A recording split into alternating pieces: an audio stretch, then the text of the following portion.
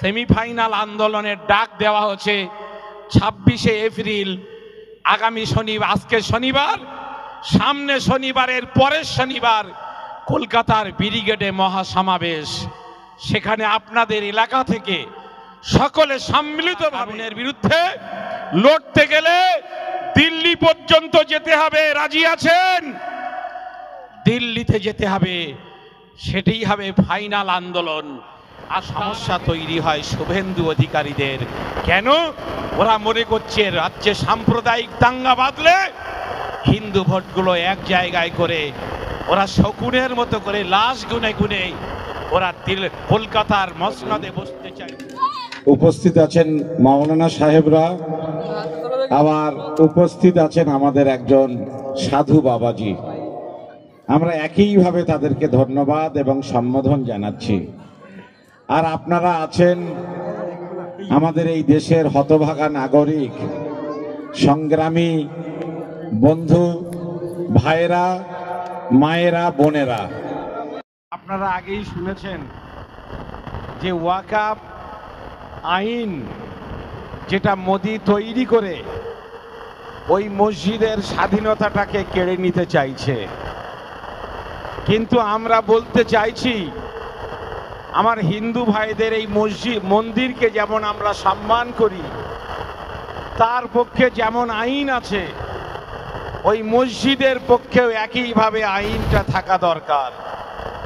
কিন্তু বিজেপি কেবলমাত্র রাজনৈতিক ফায়দা লোটার স্বার্থে মুসলমানদের মসজিদের আইনকে নতুন করে বানানোর নাম করে মসজিদের জায়গাকে কেড়ে নিতে চাইছে।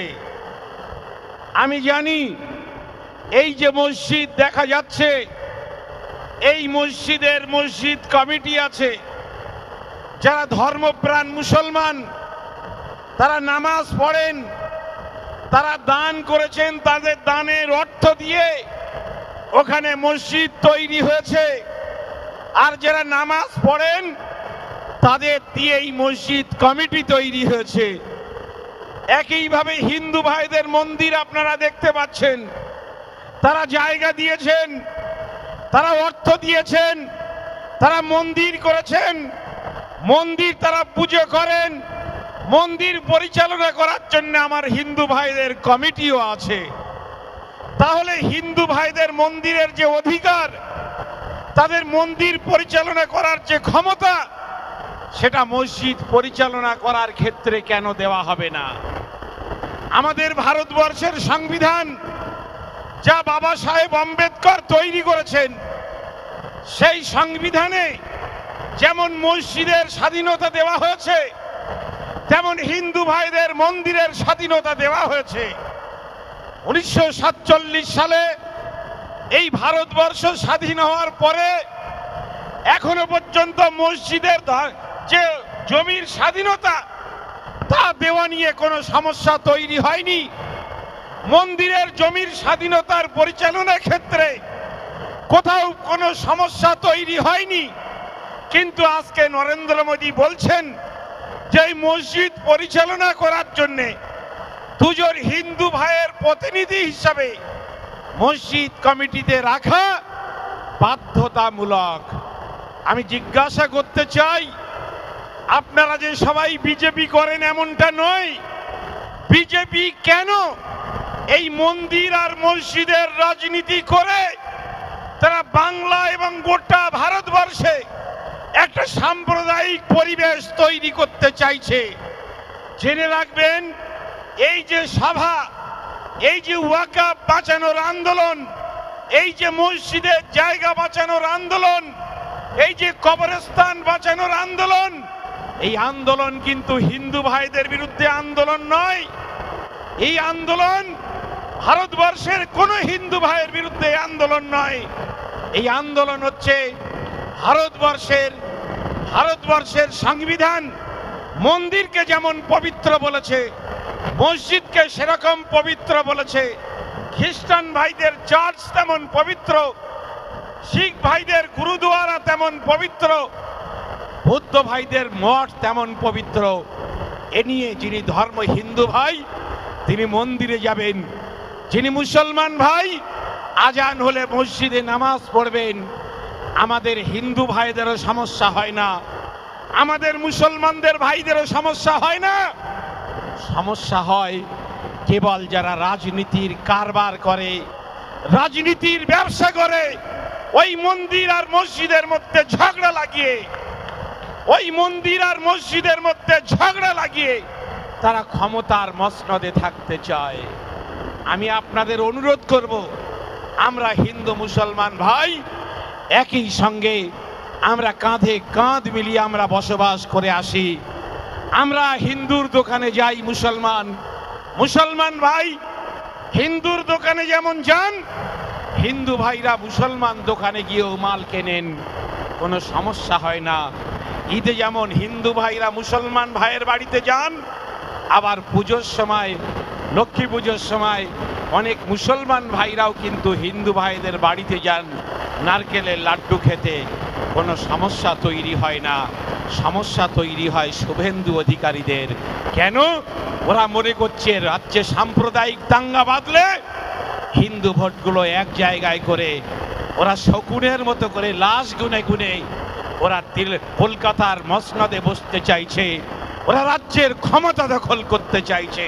কিন্তু আমরা হিন্দু এবং মুসলমান এক বাক্যে বলে দেব, বিজেপির ঘৃণ্য রাজনীতি বাংলায় কোনোদিন সফল হয়নি, আমরা কোনোদিন সফল হতে দেব না।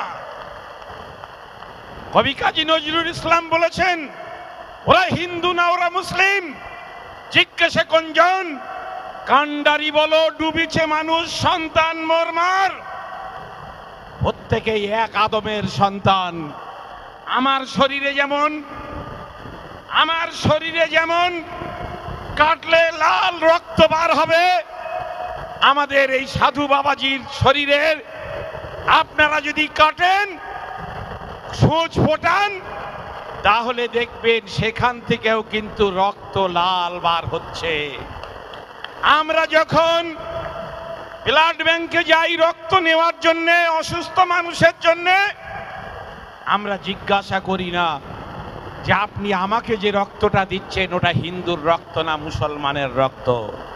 এটাই বাংলা, এটাই ভারতবর্ষ, এটাই আমাদের সৌভ্রাতৃত্ব। আমরা এই সৌভ্রাতৃত্বকে বিজেপি যেটা নষ্ট করতে চাইছে, বিজেপির ফাঁদে পা দিয়ে আমরা এই সৌভ্রাতৃত্বকে নষ্ট করতে দেব না। আমাদের বক্তব্য ছিল যে মসজিদের জায়গা সেটা মসজিদ থাক, এই পবিত্রতা আপনারা নষ্ট করবেন না। মসজিদের মধ্যে আমি মনে করি না যে এই তালদি এলাকার কোনো হিন্দু ভাই মনে করেন যে তাকে মসজিদ কমিটির মেম্বার হতে হবে না, কোনো মুসলমান ভাই মনে করেন না যে তাকে মন্দির কমিটির সদস্য হতে হবে। এটা নিয়ম নয়। যারা ধর্ম করেন, সরকারের দায়িত্ব হচ্ছে যে তারা শিক্ষার ব্যবস্থা করবে, বেকারদের চাকরির ব্যবস্থা করবে, তারা কৃষকদের ফসলের মূল্যের ব্যবস্থা করবে, তারা দেশের উন্নয়ন, রাস্তাঘাট সবকিছু সমৃদ্ধ করবে, বিকাশ আর উন্নয়নের ব্যবস্থা করবে। ও মন্দির হিন্দু ভাইরা করে নেবেন, ও মসজিদ মুসলমান ভাইরা করে নেবেন।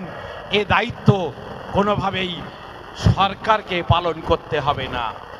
তাই আমরা আশা করব যে এই আন্দোলন, এই যে মসজিদের সম্পত্তি রক্ষার আন্দোলন, এই যে কবরস্থানের সম্পত্তি রক্ষার আন্দোলন, মাদ্রাসার সম্পত্তি রক্ষার আন্দোলন, ঈদগাহের সম্পত্তি রক্ষার আন্দোলন, এগুলো আত্মসাৎ করার জন্যে সরকারের আইন তৈরি করার কোনো দরকার ছিল না। কিন্তু সরকার মনে করেছে, আপনারা জানেন প্রবাদে বলে যে একটি বিড়াল এসে, একটি শয়তান এসে দেখা গিয়েছে যে একটা কাঠির মাথায় খানিকটা গুড় লাগিয়ে দিয়েছে, সেখানে কিছু মাছি এসে বসেছে। মাছি বসার পরে সেখানে বিড়াল এসেছে, বিড়াল গুড় খাচ্ছে দেখে সেখানে কুকুরও চলে এসেছে। আর এই কুকুর আর বিড়ালের মধ্যে সংঘাত বেঁধেছে। আর শয়তান তখন মনে করছে যে আমার কাঠিতে গুড় লাগানোর যে প্রচেষ্টা সেটা সার্থক হয়েছে। তাই এই পার্লামেন্টে কালা কানুন তারা তৈরি করেছে। আপনারা জানেন পার্লামেন্টে এই কালা কানুনের বিরুদ্ধে যারা ভোট দিয়েছেন তাদের মধ্যে 83 জন হিন্দু সাংসদ ছিলেন যারা এই কালা কানুনের বিরুদ্ধে ভোট দিয়েছেন। ফলে এই কালা কানুনের বিরোধী শুধুমাত্র মুসলমান তেমন নয়, যারা ধর্মনিরপেক্ষ মানসিকতার মানুষ, যারা বাংলা এবং ভারতবর্ষের সৌভ্রাতৃত্ব বজায় রাখতে চান, তারা কিন্তু এই কালা কানুনের বিরোধিতা করেছেন। তাই এই কালা কানুনের বিরুদ্ধে লড়তে গেলে দিল্লি পর্যন্ত যেতে হবে। রাজি আছেন? দিল্লিতে যেতে হবে, সেটাই হবে ফাইনাল আন্দোলন। আর তার আগে সেমিফাইনাল আন্দোলনের ডাক দেওয়া হচ্ছে 26শে এপ্রিল, আগামী আজকে শনিবার, সামনে শনিবারের পরের শনিবার কলকাতার ব্রিগেডে মহাসমাবেশ। সেখানে আপনাদের এলাকা থেকে সকলে সম্মিলিতভাবে নিজেদের উদ্যোগে গাড়ি ভাড়া করে কলকাতায় যেতে হবে। রাজি আছেন? সেমিফাইনাল খেলতে রাজি আছেন? ফাইনাল খেলাতেও কিন্তু আমার মায়েদেরকেও যেতে হবে। সেই আমন্ত্রণ আমি দিয়ে গেলাম। আর মহারাজজিকেও আমি এই আন্দোলন দুটোতে, ব্রিগেডের মহাসমাবেশে এবং দিল্লির সমাবেশে আমি আমন্ত্রণ জানিয়ে গেলাম। হিন্দু ভাইদেরকেও বলবো আন্দোলন নিয়ে যেন ভুল বোঝাবুঝি করবেন না। সবাই ভালো থাকবেন। আমাদের মহারাজজি এখন বক্তব্য রাখবেন। আপনারা, তিনি আমাদের এই এলাকার অভিভাবক, তার বক্তব্য শুনেই আপনারা যাবেন।